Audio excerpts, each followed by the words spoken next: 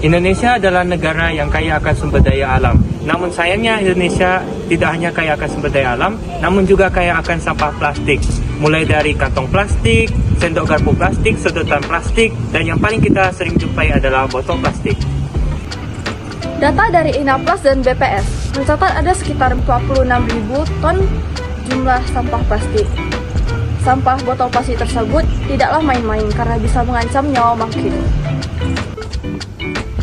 Apakah kita akan diam membiarkan bumi kita semakin tercemar? Tentu saja tidak. Ada 3 cara yang dapat kita lakukan untuk menjaga bumi kita tetap hidup berkelanjutan. 3R, reduce, reuse, dan recycle. Recycle atau mendaur ulang. Botol plastik atau limbah yang berbentuk lingkaran ini dapat kita manfaatkan menjadi pot bunga. Ide kerajinan pot bunga dari sampah plastik ini dapat kita tinjau dari 2 segi, yaitu segi estetika atau keindahan dan juga dari segi fungsional atau fungsi praktikalnya.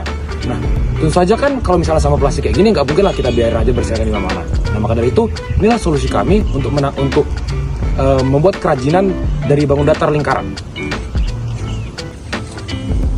Botol akan dipotong 13-15 cm, kemudian akan dililit dengan tali kur dan dilekatkan kepada kawat yang sudah dililit dengan tali kur. Kemudian botol bisa dibentuk sesuai dengan keinginan.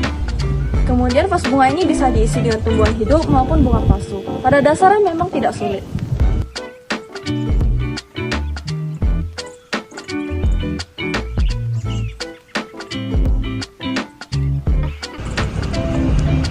Ide pot bunga ini tidak hanya sekedar kebutuhan pribadi saja, namun dapat juga diproduksi oleh pengusaha yang akhirnya mereka juga mendapatkan keuntungan dan secara langsung mereka juga ikut berpartisipasi dalam menjaga lingkungan hidup. Intinya, botol plastik yang berserakan di lingkungan kita hendaknya kita daur ulang menjadi sebuah hal yang bermanfaat.